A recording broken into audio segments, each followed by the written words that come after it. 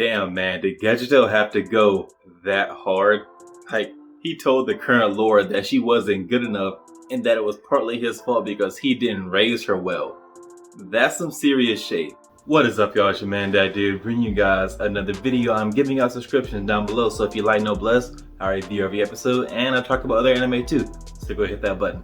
Another episode of Noblesse, and again we get to watch M21 get his ass kicked. That dude just can't catch a break. I don't know if the writer has something against M21, but he just stays getting wrecked.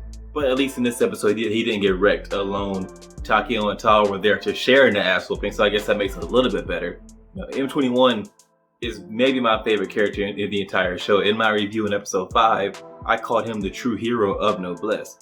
So if we get a second season, hopefully I'll eventually get to watch my man win a few fights. Pretty much all of the really good action scenes in Noblesse feature Frankenstein, and this episode was no different. We didn't get to see him fight the courtier clan leader for long, but what we did get to see was very fluid, well animated, and well choreographed. I would have liked to see him teach that little shit Rael a lesson, but even still, the fight was still very good. Also, I did like that Gejutel spoke so highly of Frankenstein. We know those two don't exactly get along, so it was a real sign of respect that Gejutel was willing to talk about how powerful Frankenstein is and how he was certainly the only human that the previous lord recognized. That is a real sign that they don't get along. Gejutel doesn't like Frankenstein, but he at least respects the guy. Speaking of Gejutel, he must really want to be put to sleep because my dude was throwing some serious shade at the current lord. He told everyone that the previous lord didn't even want her to inherit the throne. He was just letting it all hang out there, just being messy, and I like that, but man, he better be careful. Maybe he's accepted his fate, so he's just like, fuck it, I'll say whatever the hell I want.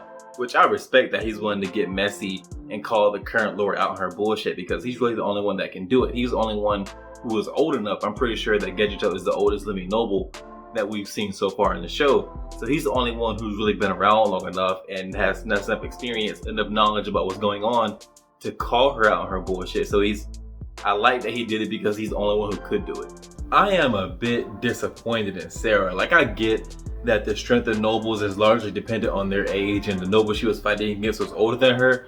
But I expected her to do a little more than what she did. She broke out of herself, but that was about it. I thought she would at least like make an attempt to save Gejutel, or like do something along the lines of trying to break him free and maybe fight like the current lord. I didn't expect her to beat the current lord, maybe at least try to get to the current lord and do something there. But she didn't even get that far. So yeah, I'm a little disappointed in what she was able to do. Like, maybe that's unfair of me again, because you know, the noble she was fighting against was older than her, and so obviously probably stronger. But I just had higher hopes for what she would accomplish in this episode, because she didn't really do much. Rizzo predictably showed up at the last second to prevent Gejutel from being put to sleep. I don't think the current lord is going to listen to reason, so it looks like we're going to get her versus Rizzo in the season finale.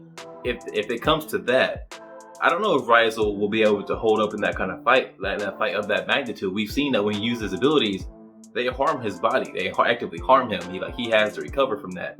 So will he be able to hold up to someone as powerful as the current lord? Like, she may be young, but she's still the current lord. Like, she is still obviously the strongest opponent he will have faced so far. I don't know how he's gonna do. This was an all-around good episode. The action we got was brief but still very good, and we got to see an old man get messy and talk some shit. So what was not to like? Alright guys, that's all I have for you on this one. If you like this video, hit that thumbs up. If you're so inclined, subscribe and share. It would help me out a lot. If you didn't like the video, let me know in the comments. We can talk about it. I'll respond to almost everything. I'll see you guys in the next one.